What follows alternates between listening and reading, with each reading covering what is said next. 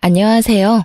저는 경기도에 살고 있는 열심히 제 삶을 살고 있는 화려한 돌싱입니다.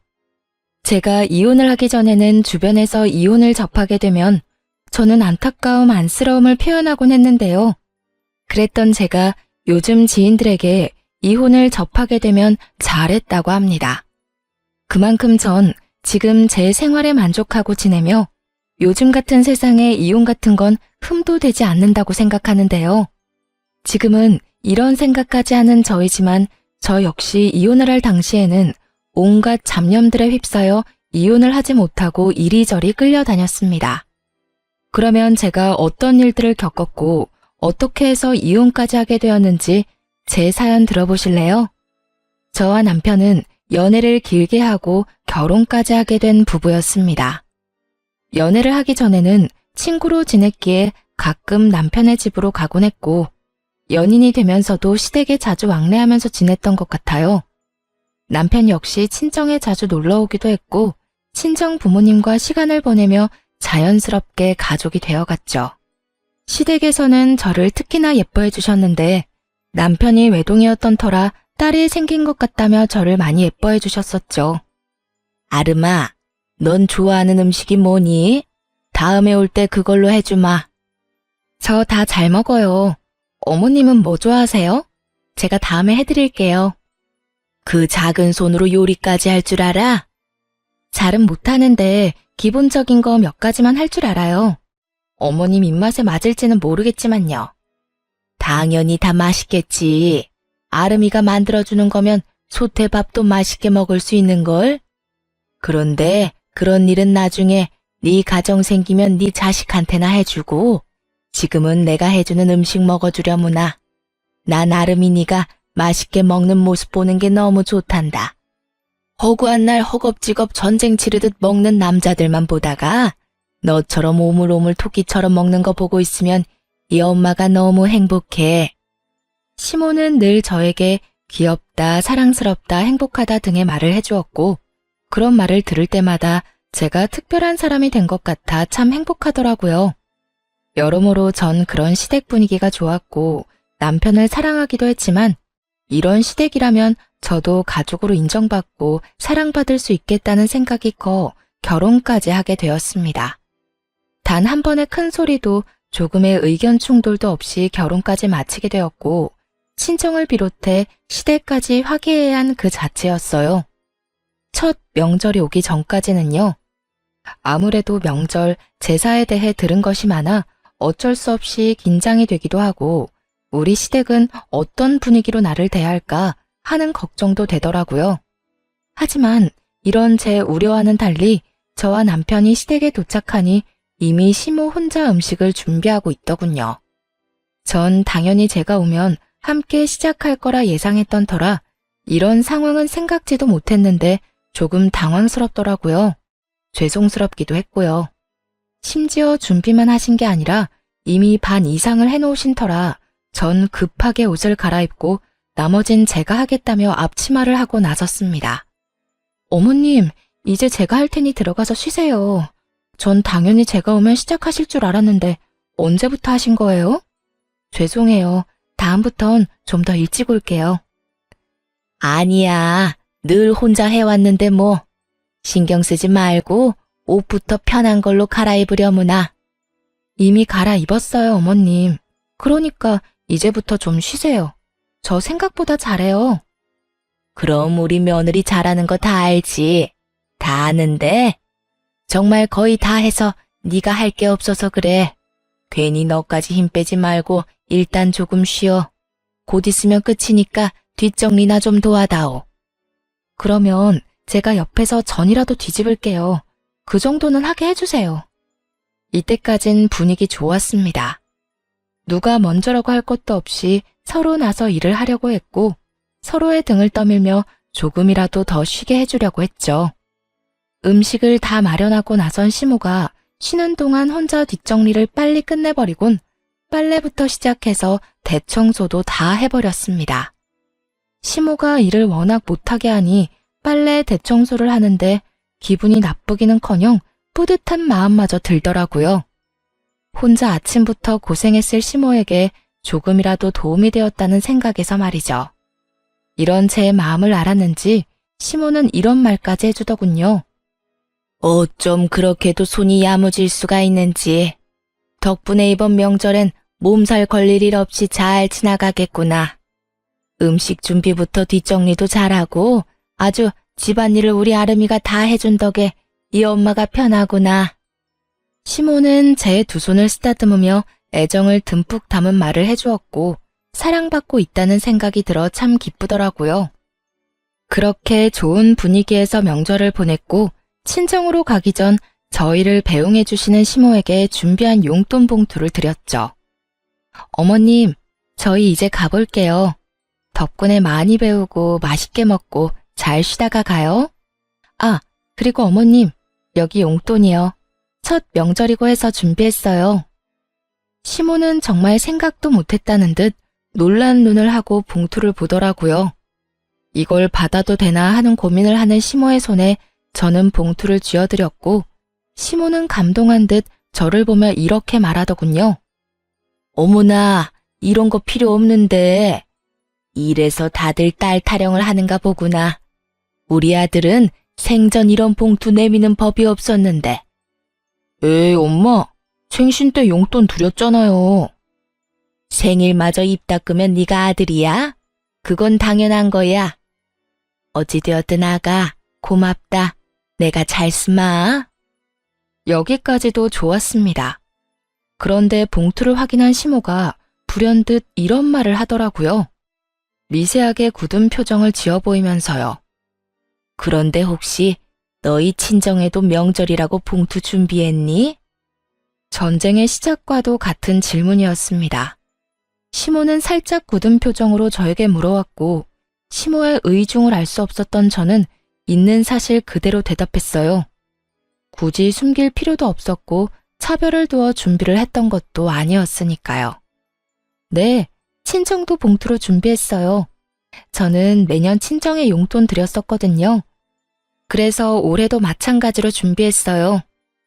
그 순간 시모의 표정이 걷잡을 수 없이 굳어지며 완전히 다른 사람처럼 저에게 따지듯 닥달을 하더라고요.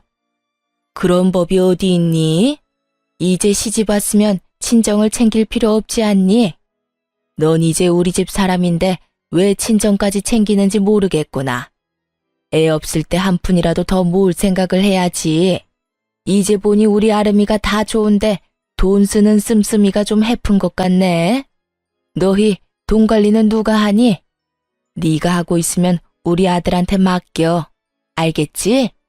그리고 용돈 같은 건 앞으로 친정해 주지 말고 다 너희 생각해서 하는 말이야. 과연 내가 알던 시모가 맞는지 의문이 다 들더군요. 어떻게 돈 앞에서 사람이 이렇게까지 이중적인 면모를 드러내다니요? 얼마나 충격적이었으면 말문이 막히는 것은 물론이고 기분이 나쁘다는 생각조차 들지 않았어요. 제가 아무 말도 하지 않고 있자 제 눈치를 살피던 남편이 입을 떼더라고요. 에이, 엄마, 그런 건 우리가 알아서 할게. 자자, 우리도 이만 가봐야겠다. 우리는 갈 테니 푹 쉬어요. 그렇게 남편의 손에 이끌려 친정에 가게 되었고 저는 친정에서 어떻게 지냈는지도 모를 만큼 넋이 나가 있는 상태였죠. 모든 일정을 끝내고 집으로 돌아오자 그제야 제가 무슨 말을 듣고도 말 한마디 하지 못한 건지 자각이 되더라고요. 그와 동시에 화가 올라왔고요. 여보, 혹시 나 당신이랑 사는 동안엔 우리 집에 용돈도 주면 안 되는 거야? 갑자기 그게 무슨 말이야?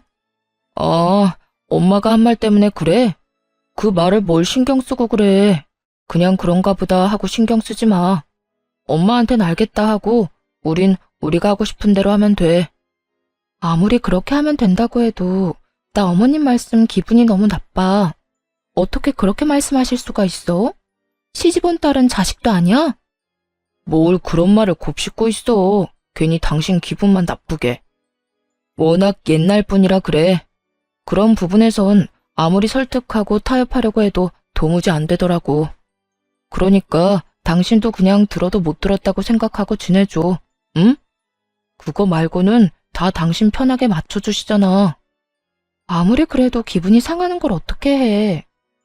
내가 앞으로 그런 말 나올 것 같으면 한 발 앞서 막아주도록 노력할 테니까 기분 풀고 좀 쉬자. 당신도 지금 피곤해서 예민해져 있어. 응? 남편은 제 기분을 풀어주려 노력했고 저는 기분은 상했지만 그냥 넘어가기로 했습니다. 남편의 말대로 딱 그 부분만 아니면 시모는 꽤 괜찮은 시모라 생각했으니까요. 그 딱 한 가지가 결국 저를 이혼까지 몰고 가게 될 줄은 그땐 몰랐습니다.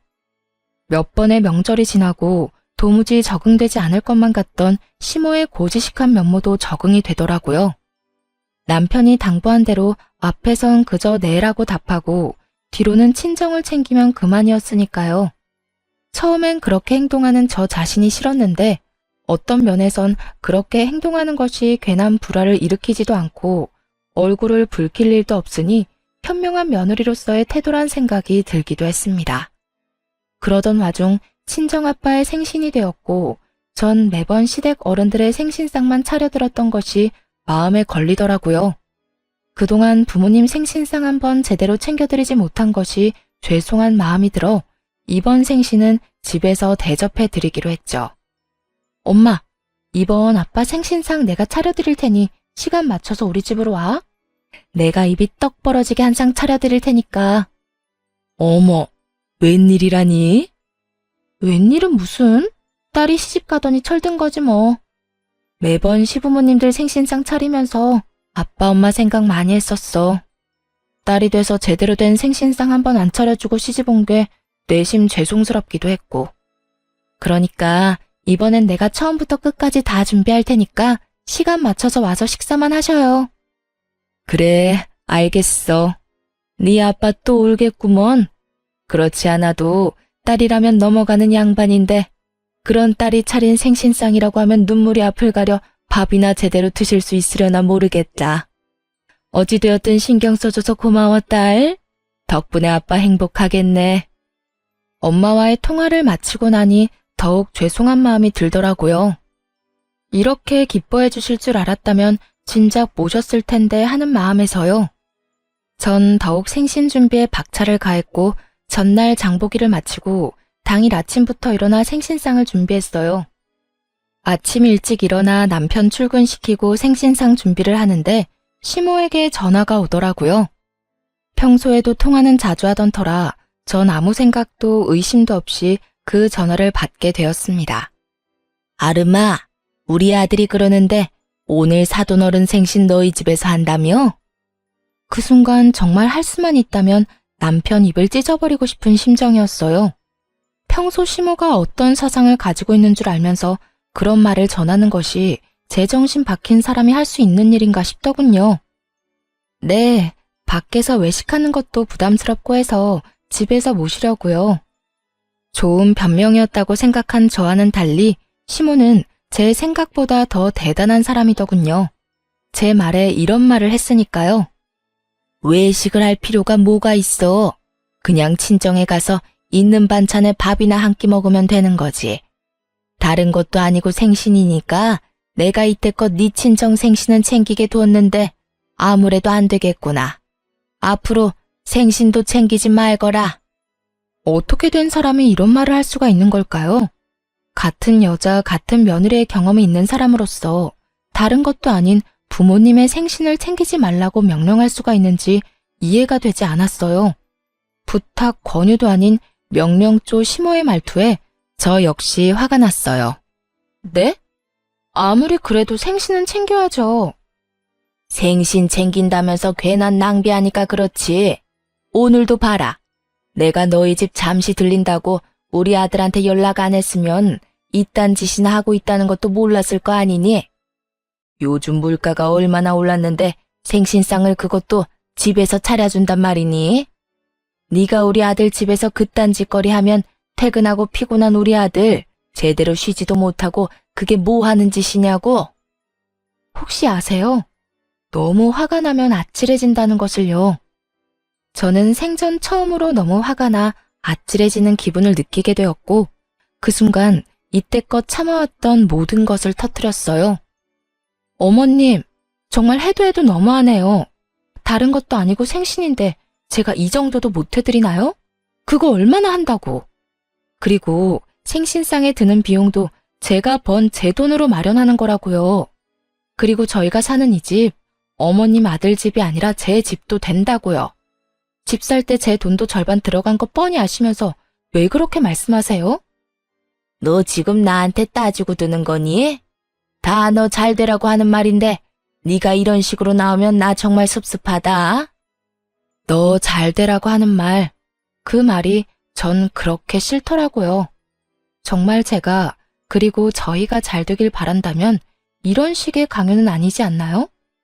제가 나쁜 길로 빠져 쓰면 안 되는 곳에 돈을 낭비하는 것도 아니고 다른 사람도 아닌 저를 낳아주시고 정성으로 키워주신 부모님께 이 정도 돈과 시간도 쓰면 안 되는 거냐고요. 시모는 늘 우리가 잘 됐으면 한다는 말을 방패로 삼으며 저를 억압해왔고 전 이제 그 억압에서 벗어나기로 했죠. 저도 섭섭해요, 어머님. 어머님이 저 잘 되라고 하는 말씀 전부 다 저한테는 다 섭섭하다고요. 시집을 가면 딸이 아닌 게 되는 것도 아닌데 왜 제가 친정에 어떤 일도 하지 말라고 하세요? 저를 낳아주시고 이날 이때껏 온 정성을 쏟으면서 저를 키워주신 부모님께 아무것도 안 하고 아무 관심도 가지지 않는 게 정말 저를 위하는 일이라고 생각하세요? 전혀 아니에요. 전 한두 푼 아끼자고 그렇게 살고 싶지 않다고요. 전 앞으로 어머님이 뭐라고 하시든 간에 친정이 할 도리는 하면서 살 거예요. 이런 제가 정 마음에 들지 않으시면 제가 돈을 어떻게 쓰든 관심을 가지지 말아주세요. 그러면 서로 얼굴 붉히는 일도 없고 서로 좋지 않겠어요? 뭐야? 너 지금 말 다 했니? 아름이 너 그렇게 안 봤는데 아주 되바라졌구나. 어디 어른한테 버릇없이 그딴 식으로 말하는 게야? 내가 말했지? 다 너 잘 되라고 하는 말이라고. 처음엔 생신상 용돈으로 시작해서 나중엔 더 큰 돈, 더 큰 걸 바라는 게 사람 마음이란 걸 왜 모르니? 네 친정 부모님이라고 다를 줄 알아? 나이 더 들면 기댈 거라곤 자식밖에 없을 텐데 그때 가서 너 어떻게 하려고 지금부터 지갑 노릇을 하려고 하냔 말이다. 저희 부부가 진짜 누구의 지갑 노릇을 하고 있는데 이딴 말을 하는지 모르겠더라고요. 시모는 친정에는 용돈도 주지 말라고 하며 달마다 저희에게 용돈을 받아 쓰는 것도 모자라 병원도 회사 다니는 저를 꼭 데리고 다니며 그 병원비조차도 저에게 다 내라고 하는 사람이었습니다. 그런 사람이 저딴 말이나 하니 퍽이나 진정성 있어 보이더라고요. 제발 그 말 좀 하지 마세요. 다 저 잘 되라고 한다는 그 말이요. 그게 어떻게 제가 잘 되라고 하는 말이에요? 그리고 지갑이요? 그런 식으로 따지면 저희가 어머님께 매달 드리는 용돈부터 각종 병원비까지 더는 도움을 드리면 안 되겠네요. 어머님 역시 이제 기댈 거라곤 외동아들 하나뿐일 텐데 사람 마음 모르는 거라고 저희한테 더 큰 걸 바라면 어떻게 해요? 그걸 말이라고 하니? 진정하고 시댁이 갔니? 내가 누누이 말하지 않았니? 시집 오면 넌 친정 사람이 아니라 우리 이 시집안 사람이라고. 넌 이제 우리 가족인데 가족인 날 돕는 건 당연하지. 저한테는 그 모든 게 당연하지 않으니까 그렇게 살고 싶으신 어머님이나 친정 다 무시하면서 잘 사시고요. 저한테 더는 강요하지 마세요. 저 이만 끊을게요. 더 이야기 나누다간 정말 어머님하고 사이 틀어질까봐 겁나네요. 그러면 들어가세요. 저는 전화를 끊어버렸고 시모에게서 전화가 계속해서 왔지만 연락을 받지 않았죠.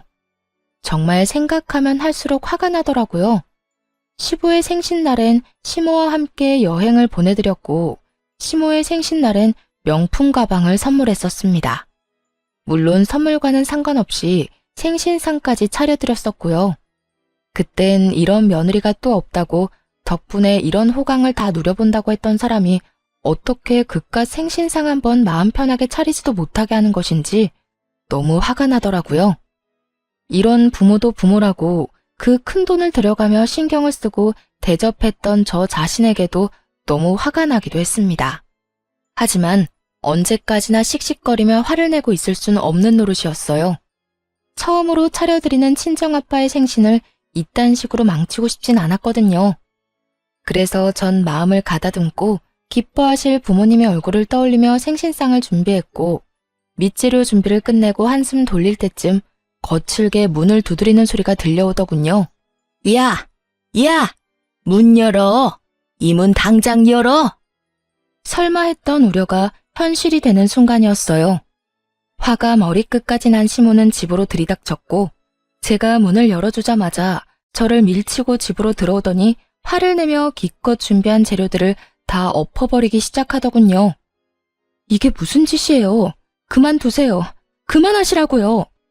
이거 놔라 이년아. 네가 그만하라고 하면 내가 그만할 줄 알아? 어디 건방지게 뭐? 강요하지 마. 신경을 꺼. 내가 너한테 어떻게 했는데 네가 감히 나한테 그런 식으로 명령을 해.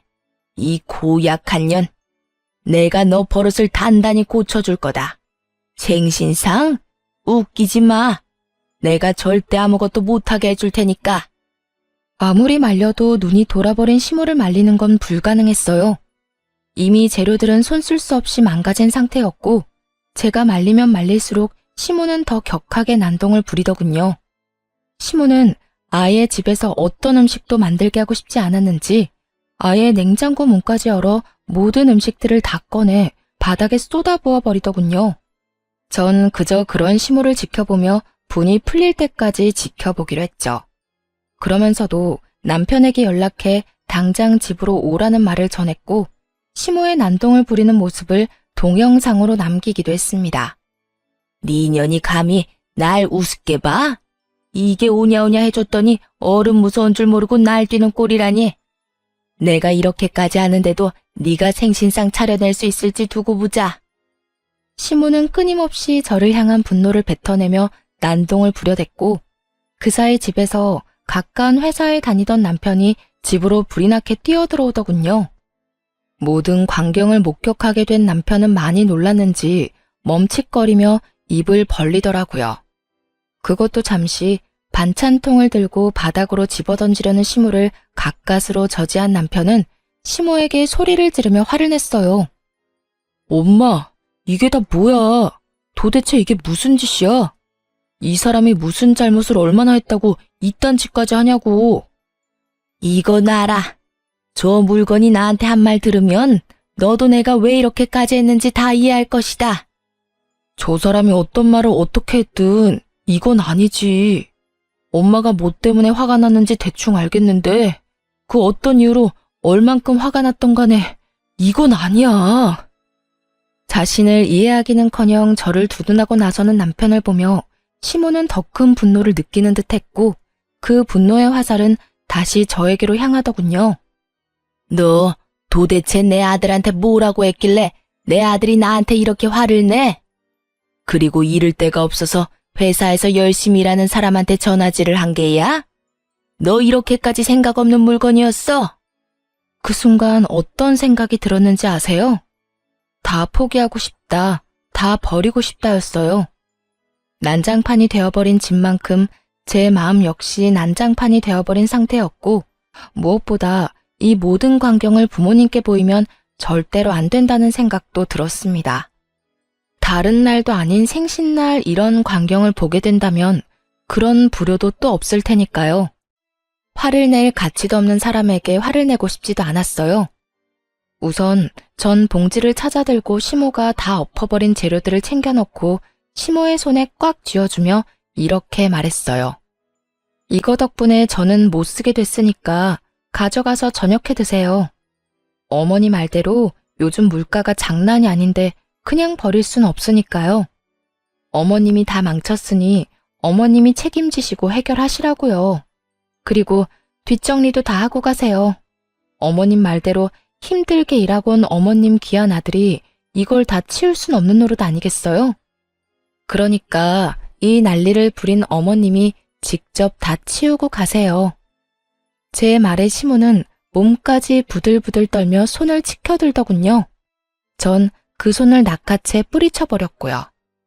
이년이 감히! 자꾸 이년저년 하지 마세요. 전 어머님한테 그딴 욕 들을 만큼 잘못한 거 없어요. 그리고 제 몸에 손도 대지 마시고요. 저희 부모님이 맞고 다니라고 시집 보낸 거 아니고요. 행복하게 지내라고 시집 보낸 겁니다. 그러니까 앞으로 저한테 함부로 대하지 말아주세요. 여전히 몸을 부들부들 떨던 시모는 누가 말릴 새도 없이 이번엔 제 머리채를 획 잡아버렸고 워낙 순식간에 일어난 일이라 어떤 반응도 하지 못했어요. 그 순간 부모님의 목소리가 들리더라고요. 연락도 없이 이렇게 일찍 와도 되는 거야? 집에 가보고 없으면 전화하면 되죠 뭐. 연락하면 분명 오지 말라고 할 게 뻔하다고요. 아무리 당신 생일상이라고 해도 어떻게 애한테 다 맡겨놓고 가만히 있어요? 나라도 가서 좀 도와야지. 그런데 왜 문이 열려있지? 얘는 겁도 없이... 어머, 이게 다 뭐야? 사돈, 뭐 하는 짓이에요? 아무래도 제가 마음에 걸렸던 부모님은 뭐라도 도울 마음에 일찍 저희 집으로 오셨고 남편이 급하게 집으로 들어오느라 문을 잠그는 것을 깜빡했던 것이었습니다. 참고로 저희 집은 디지털 자물쇠가 아닌 열쇠로 문을 열고 닫는 터라 문을 닫는다고 해도 잠기진 않는 문이었고 심지어 문을 제대로 닫지 않아 조금 열린 상태였던 거죠. 아무것도 알 리 없었던 부모님은 문을 열고 집으로 들어왔고 그곳에서 처음 본 것이 제가 시모에게 머리채를 잡혀 이리저리 휘둘리고 있는 상황이었던 것이었어요. 그것도 아빠의 생신날 말이죠. 제가 떠올리기도 싫었던 최악의 상황이 되어버렸고 제가 시모의 손에 휘둘리는 그 순간에도 부모님에 대한 죄송함에 어찌해야 할 바를 모르겠더라고요. 하지만 시모는 머리끝까지 화가 난 엄마의 고함을 듣지 못할 만큼 흥분한 상태였고 여전히 저를 놓을 기미가 보이지 않는 상태였습니다. 그 순간 엄마보다 더 화가 난 아빠가 다가와 시모의 손을 낚아채 멀뚱히 서 있는 남편의 쪽으로 시모를 던지듯 밀어버렸습니다. 시모는 남편의 품에 고꾸라졌고 그런 시모를 아빠는 무서운 표정으로 아무 말도 하지 않고 그저 노려보시더군요. 그런 아빠를 대신해 엄마가 시모에게 화를 내기 시작했습니다. 이보세요. 지금 도대체 이게 다 무슨 짓이에요? 우리 딸이 뭘 그렇게 잘못했다고 애를 이렇게까지 잡는 거냐고요? 아니, 잘못을 했더라도 말로 타이르면 되는 일이지 우리 애가 짐승도 아니고 어떻게 이런 짓을 할 수가 있어요? 입 없어요? 말할 줄 몰라요? 그 뚫린 입으로 말 좀 해보라고. 격한 감정을 드러내며 시모에게 따져묻는 엄마와 아무 대답도 하지 않는 시모. 그야말로 그런 난리가 또 없는 상황이었어요. 그 상황에서도 화가 나는 것은 시모의 침묵이었어요. 엄마의 그 어떤 물음에도 시모는 그저 침묵을 지키고 있었는데 그 침묵의 의미는 미안함이 아닌 그저 말도 섞고 싶지 않다는 느낌이 강하게 들었기 때문입니다. 엄마가 시모를 몰아붙이는 내내 시모는 빈정거리는 표정을 지어 보이며 입을 삐죽거리는 듯 엄마를 농락하는 모습을 보이더군요. 그 모습은 너는 짓거려라, 난 안 듣는다는 식의 무시와 다름이 없었고 엄마도 저와 똑같이 느꼈는지 말할 가치도 없다시며 저를 데리고 나와 친정으로 와버렸습니다. 그리고 그날 저는 몰랐던 사실을 알게 되었습니다. 그 여편네 진짜 미친 거 아니야?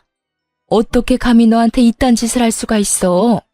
네 남편은 도대체 뭐 하고 있었니? 네가 그런 일을 당하는데 멀뚱히 서서 구경만 하고 있다는 게 말이나 돼? 엄마가 일찍 서두르지 않았으면 어떻게 됐을 거야? 여보, 그만해. 아름이 놀란 거 안 보여? 그러니까 애한테 그러지 말고 흥분 좀 가라앉혀. 네가 뭘 잘못했다고 고개 숙이고 있어. 딸, 고개 들어. 너 잘못한 거 하나도 없어. 엄마, 아빠, 죄송해요. 하필 생신날 이런 꼴 보여서. 네 잘못 아니라니까.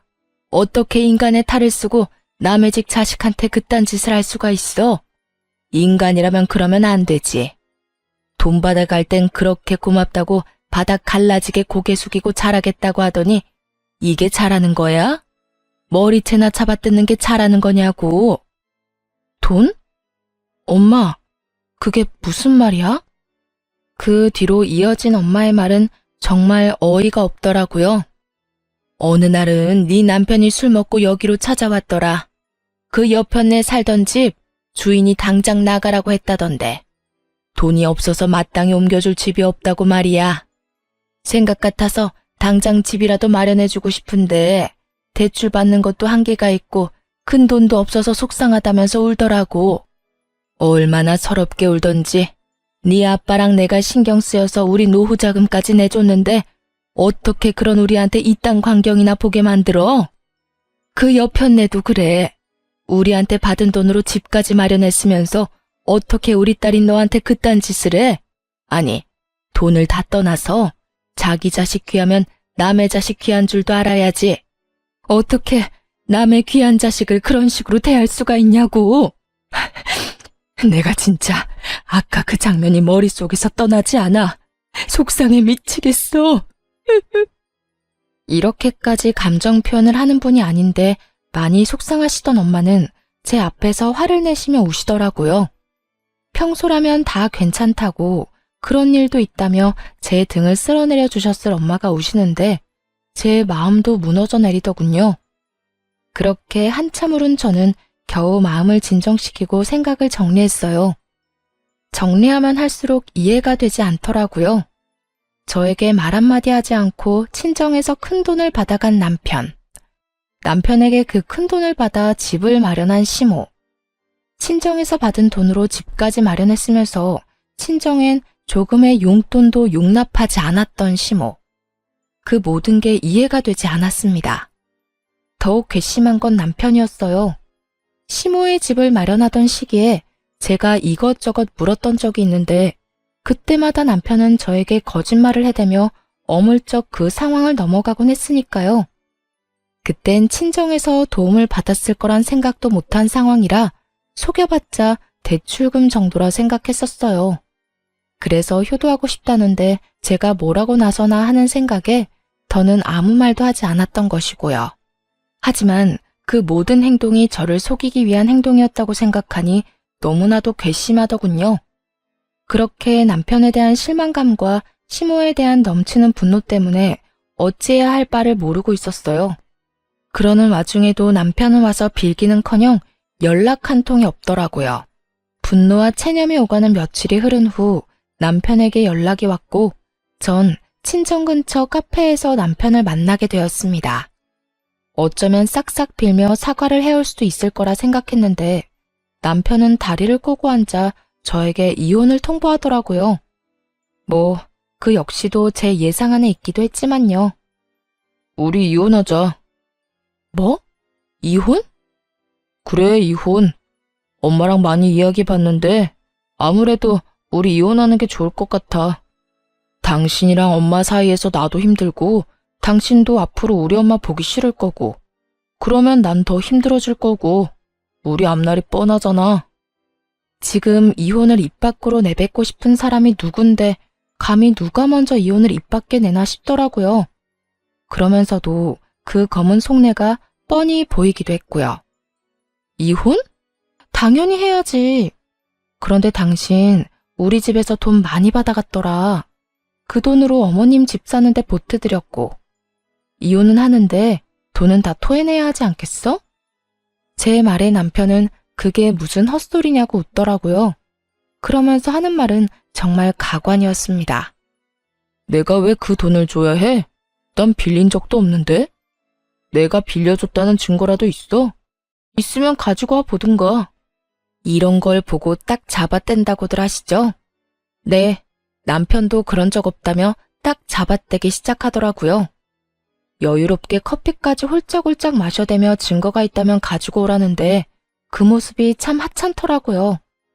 얼마나 보고 배운 것이 없으면 저렇게까지 뻔뻔할까 싶기도 하고 얼마나 생각하는 바가 밑바닥이면 저딴 행동밖에 하지 못할까 싶기도 해서요. 이혼의 단어가 나오고 난 후, 아니 어쩌면 어렴풋이 설마 이러진 않을까 했던 제 생각과 전혀 다르지 않은 하찮은 태도였어요. 부모님은 남편에게 차용증 한 장 쓰라는 말도 하지 않고 돈을 주었고 이체를 해주었다고는 하나 그냥 준 것이라고 우기면 할 말이 없는 상황이었죠. 하지만 제 부모님은 제가 생각했던 것보다 상황 대처 능력이 더욱 대단한 분들이시더라고요. 증거 있어. 이런 상황을 예상하고 그랬던 건 아니지만 우리 엄마 아빠가 그날 그 상황을 다 동영상으로 남겨놨다고 하시더라고. 네, 맞습니다. 부모님은 차용증 대신 홈 CCTV로 모든 상황을 녹화했고 그 녹화분을 따로 간직하고 계셨다고 하더라고요. 그 홈 CCTV는 제가 설치를 해드린 것이었는데 아무래도 두 분만 계시는 것이 불안해 설치해둔 것이 이렇게 쓰인 것이었죠. 그럴 리가 없다는 표정의 남편을 향해 동영상을 틀고 볼륨을 키웠죠. 장인어른, 장모님, 정말 감사합니다. 제가 형편이 되는 대로 조금씩이라도 갚겠습니다. 덕분에 저희 어머니 이제 이사 걱정 없이 보내실 수 있게 됐어요. 정말 감사합니다. 제가 이자까지 쳐서 꼭 갚겠습니다. 영상 속의 남편은 고개를 바닥에 박고 눈물을 흘리며 온 마음을 다해 감사한 마음을 전하고 있었어요. 그런 남편을 아빠는 일으켜 세우며 진정시켜 주셨고요. 그래, 이 돈으로 해결된다니 다행이네. 좋은 일인데 뭘 그렇게 울고 그래. 인제 그만 울고. 자네, 내가 이 돈 왜 빌려주는 줄 알지? 우리 딸 눈에 눈물 흘리게 하지 말라고 빌려주는 걸세. 돈 때문에 자네가 힘들어하면 우리 딸도 힘들 테니 우리 노후 자금까지 털어서 빌려주는 거라고. 네, 잘 압니다. 제가 아름이 눈에 눈물 흘리지 않게 잘하겠습니다. 정말 세상에서 제일 행복한 여자로 만들어줄 겁니다. 그래, 그거면 됐어. 혹시나 우리 딸 눈에 눈물 나게 하는 날엔 지금 이 돈 한 번에 다 갚아야 할 거야. 농담 아니네. 나는 다른 건 몰라도 내 딸 눈에 눈물 나는 꼴은 못 봐. 자네, 내 말 무슨 뜻인지 알지? 네, 잘 알겠습니다. 혹시나 아름이랑 제가 잘못되면 당연히 이 돈은 다 돌려드려야죠. 하지만 그런 일은 절대로 없을 테니 걱정하지 마십시오. 차용증이라도 쓰라고 하면 쓰겠습니다. 됐어. 차용증은 무슨. 그런 건 필요 없으니까 약속이나 잘 지켜. 아빠의 말처럼 차용증은 필요가 없었죠. 이렇게 버젓이 동영상이 있으니까 말이죠. 남편은 사색이 되어 저에게 아무 말도 하지 못한 채 눈만 동그랗게 치켜뜨고 있었고 전 그런 남편에게 이혼 통보를 되돌려 주었어요. 이혼하자고 했지? 뭐라고 했더라? 우리 앞날이 뻔하다고 했었나? 그렇긴 해. 우리 앞날이 너무 뻔하게 잘 보여서 나도 더는 당신이랑 못 살겠다. 이렇게 이혼할 거 이때까지 왜 참고 살았나 모르겠어. 어찌되었든 위자료 청구는 할 거니까 준비해놔. 당신 포함해서 당신 엄마한테도 소장 갈 거니까 참고하고. 그러면 법원에서 봐. 할 말을 다한 제가 자리에서 일어나려고 하자 손바닥 뒤집듯 태도를 180도 바꿔버린 남편놈이 제일 가벼운 무릎부터 꿇더라고요. 여보, 잠시만. 정말 이혼하자는 말이 아니었어. 그런 뜻이 아니었다고. 내 말 좀 들어봐. 들을 말이 뭐가 있어.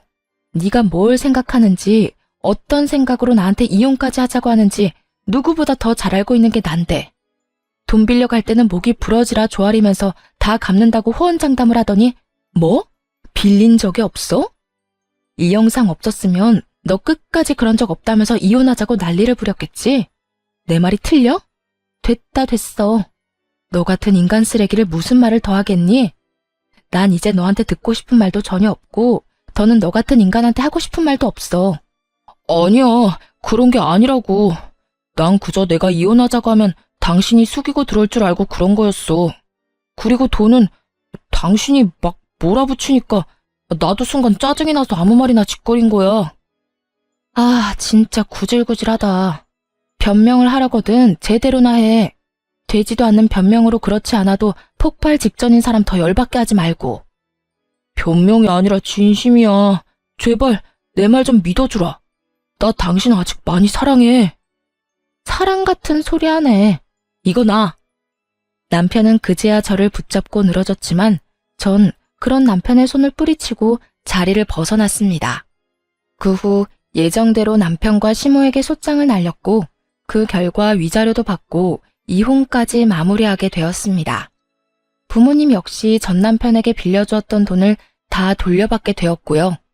친정 부모님께 줄 돈과 저에게 줄 위자료 때문에 전 시모는 집을 다시 팔고 작은 월세집으로 이사하게 되었고, 전 남편 역시 저에게 최고액의 위자료를 주게 된 탓에 빚쟁이가 되어 전 시모의 집으로 들어가게 되었죠.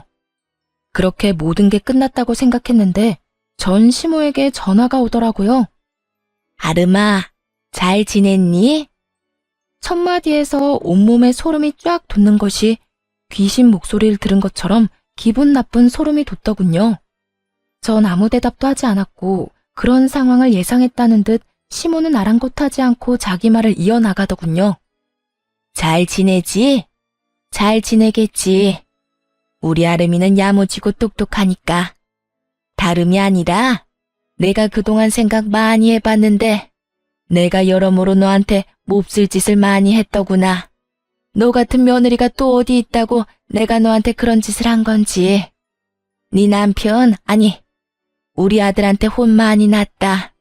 나 때문에 너랑 이혼하게 됐다고 날 많이 원망하더구나. 틀린 말은 아니지. 내가 널 이혼시킨 거나 마찬가지지. 내가 정말 미안해. 그래서 말인데 내가 이렇게 사과할 테니 이혼은 없던 일로 하면 안 되겠니? 기가 막히더라고요. 이제 와서 속내가 뻔히 보이는 사과를 하는 것도 어이가 없었지만 전 남편 역시 어이없기는 매 한 가지였어요. 본인이 누굴 원망할 처지조차 되지 않으면서 감히 누굴 원망하는 것인지.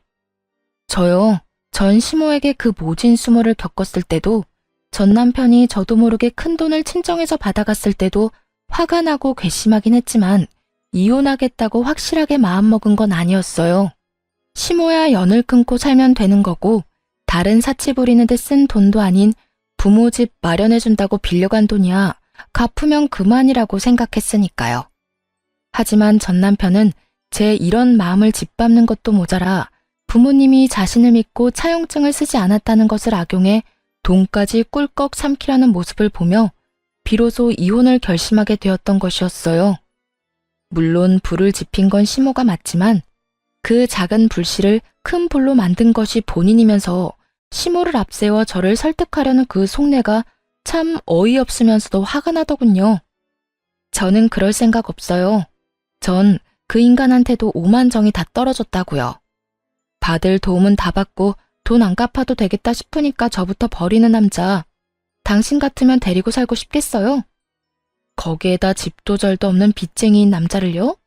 저 그 정도로 바보는 아니에요. 아름아, 그러지 말고 다시 한 번만 생각해 주려무나. 우리 아들 금방 일어설 수 있어. 아직 나이가 젊잖니. 그러니까 그간의 정을 생각해서라도 다시 생각해 주려무나. 결국 전 시모는 악어의 눈물을 쏟아내며 매달리기 시작했고 전 그런 시모에게 이렇게 말했습니다. 그러니까요. 나이도 젊은데 제가 왜 그딴 인간이랑 살아야 하나요? 앞으로 살 날이 긴데 그딴 인간 뒷바라지만 하면서 살라고요? 밑 빠진 독에 물 부어가면서 고생할 마음 없으니까 다신 연락하지 마세요. 저는 전화를 끊어버린과 동시에 차단해버렸고 그 후론 연락이 닿는 일은 없었습니다. 참 한심하지 않나요? 가만히라도 있으면 절반이라도 간다고 그저 주는 대로 받고 하는 대로 가만히 두기만 했더라도 좋은 집에서 편하게 잘 살았을 텐데 괜히 건드리면 안 될 사람을 건드려서 저 고생을 하나 싶었네요. 뭐 자기 복 자기가 찬 거 아니겠어요? 요즘 전 친정에서 지내고 있어요. 회사는 여전히 잘 다니는 중이며 요즘엔 남자친구가 생겨 행복하고 아기자기한 연애를 하고 있는 중이랍니다. 지금 만나는 사람은 좋은 사람이에요. 따뜻한 사람이죠. 언제 어디서나 제가 우선이라고 말해주는 사람이고 만나는 지난날 동안 여름에는 손선풍기를 겨울엔 핫팩을 건네주는 그런 따뜻한 마음과 세심한 배려를 할 줄 아는 남자예요. 무엇보다 길을 거닐 때면 꼭 저를 길 안쪽에서 걷게 하는 남자친구를 보며 이렇게 따뜻하고 세심한 사람도 있구나 하는 생각을 하곤 해요. 아직까진 결혼 생각은 없지만 지금 제가 사랑하는 남자친구의 모습이 변함이 없다면 그리고 이 모습이 정말 이 남자의 본 모습이라면 다시 한번 용기를 낼 수도 있을 것도 같아요. 그 정도로 요즘 행복하고 사랑 가득한 날들을 보내고 있습니다. 앞으로도 전 연애도 하고 일도 하며 제 삶을 행복하게 살아가 보려고요. 저 역시 처음 이혼했을 땐 다시 연애를 시작하는 것이 상대방에게 왜인지 죄를 저지르는 기분이 들더라고요. 하지만 곰곰이 생각해보니 제가 죄를 짓고 있는 건 아니더라고요. 제가 이혼 사실을 숨긴 것도 아니고 이혼을 한 게 죄는 아니니까요. 제가 뭘 하든 어떤 연애를 하든 그건 제 자유 아닐까요? 그러니까 저와 비슷한 상황의 돌싱녀, 돌싱남 분들, 우리도 행복하게 살아봐요. 언제까지나 아픔에 절망감에 빠져 시간을 낭비할 순 없지 않을까요? 충분히 아파했고 충분히 힘들었던 만큼 이제 우리 다들 행복합시다. 꼭 새로운 사람을 만나 새로운 출발을 하는 것만이 아닌 본인이 원하는, 본인이 꿈꾸는 그 행복을 위해 다 함께 노력해봐요. 그러면 저는 모든 분들의 행복하고 사랑 가득한 삶을 응원하며 이만 물러가 볼게요. 긴 사연 들어주신 모든 분들 감사합니다.